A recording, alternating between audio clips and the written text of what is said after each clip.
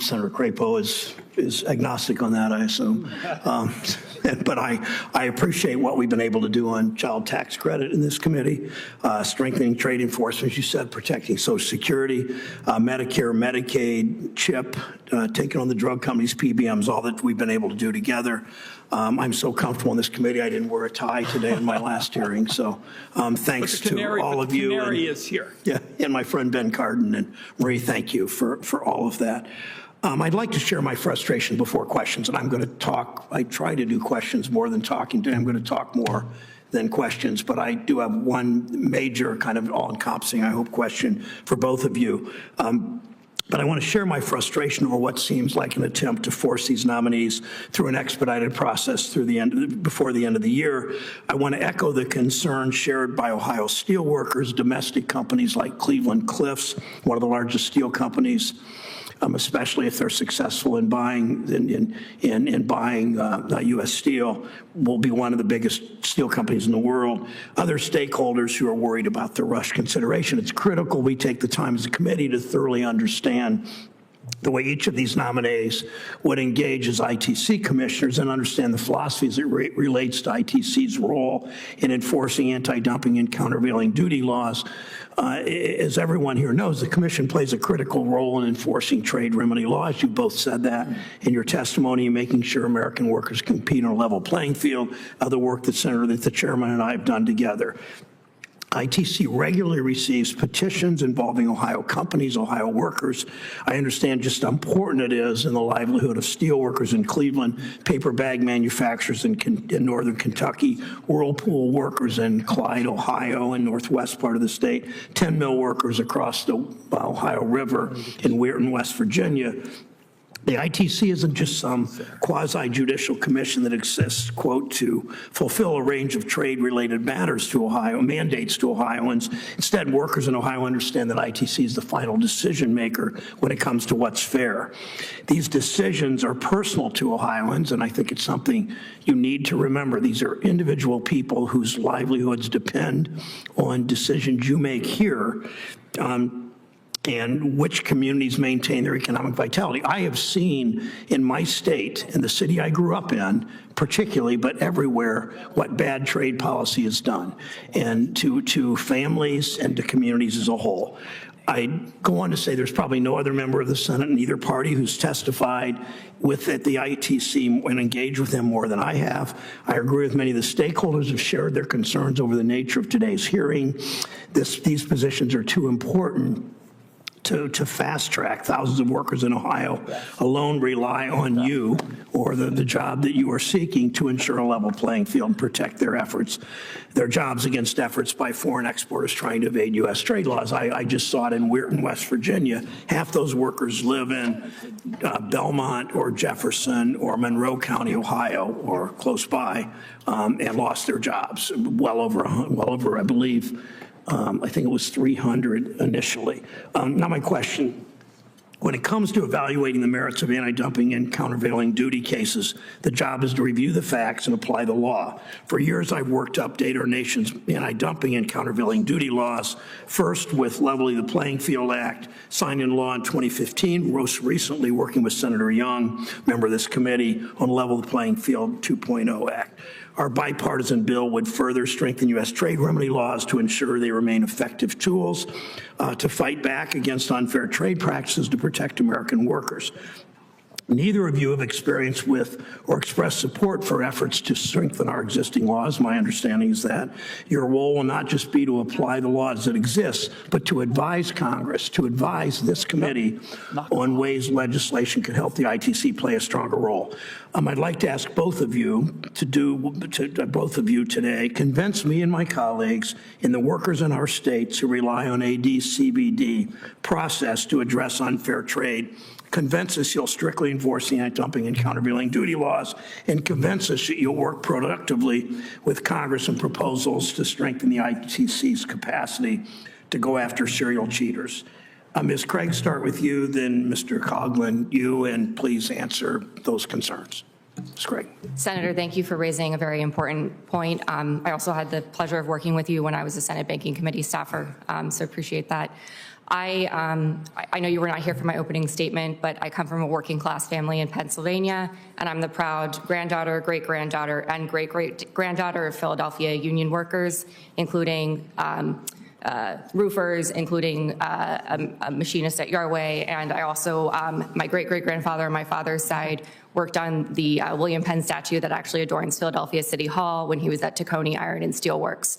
So for me, union work and hard work and blue-collar work is in my blood, and it's the reason that my family has been able to pursue the American dream, and it's the reason that I sit here today. I grew up going to job sites with my father, who was a house painter. He very wisely never let me paint, but I would help pick up scraps on the job sites. And so in my upbringing, I've connected deeply with people that are doing the jobs that often do come before the commission. As Mr. Coughlin and I discussed, and Ranking Member Crapo also brought up in his opening statement, one of the roles of a commissioner is also doing site visits with manufacturers that are going to be potentially impacted by a decision that the commission makes. I think that's very critical. It also factors into the understanding of the product that is in question, which can at times be very complex. And so seeing the manufacturing process firsthand, I think, is very important. In addition, we know, I don't think anyone in this room probably disagrees that China cheats in international trade.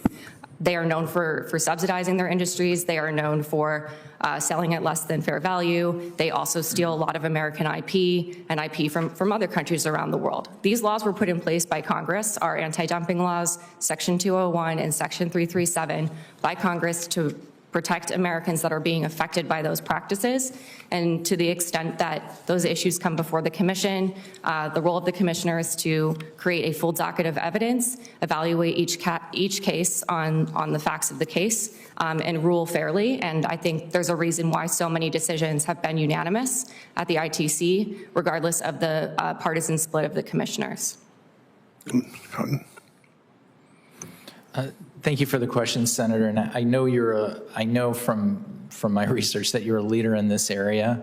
I also, by way of background, my family has always been a strong union family. My grandfather was in the Taylor Union in Chicago. My father and my mother were both in the Teachers Union in Chicago. As Ms. Craig said, and what we had discussed previously, is that when I used to work at the commission, it was very common for the commissioners to travel and to meet with industry leaders and labor leaders to understand things before cases are even filed, so that they have the practical knowledge that I think you're referring to, and not just sitting in an office somewhere reading a brief.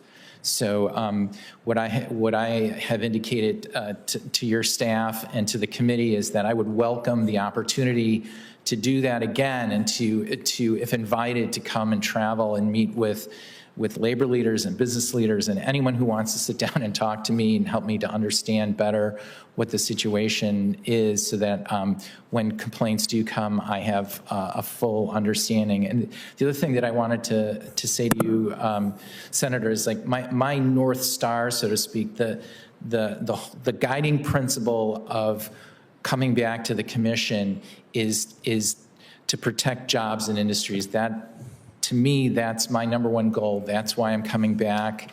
I enjoyed doing that when I worked at the commission as a young lawyer, and having been in private practice and representing clients, you have to kind of, you have to advocate for your client, and so I would really relish the opportunity, if I'm fortunate enough to be confirmed, to have that role and to take a leadership role in trying to level the playing field so that our industries can compete fairly, because I know they will win if they have that opportunity. Mr. Coggan, you ever walked a picket line?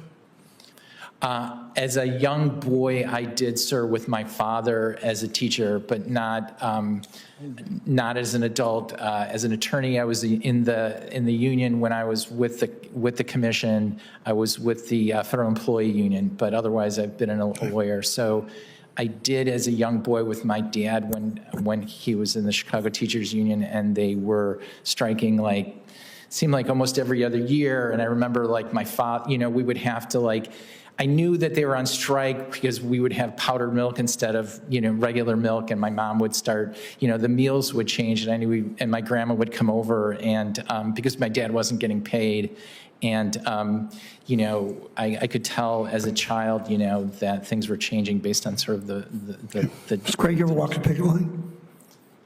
No, Senator. Okay. All right. Thanks, Chairman. Colleagues, Senator Brown is making a very important point that there are additional questions that need to be reviewed here. We're going to have Senator Cantwell ask her questions in a moment, but I want to tell my colleague that I share so many of these concerns, and in fact, when Senator Cantwell is done, I'm going to be asking about, and I guess this gives you a heads up, Congress has given the ITC the authority to combat not only actual injury to U.S. interests, but the threat of injury. And this hasn't been used a whole lot. And I think what Senator Brown is saying is that there are issues here to be examined. I'm going to ask about that. And I just want to say to colleagues, based on what I've heard in the last 2 hours, I think our members have plenty to consider as the Finance Committee continues to review these nominees.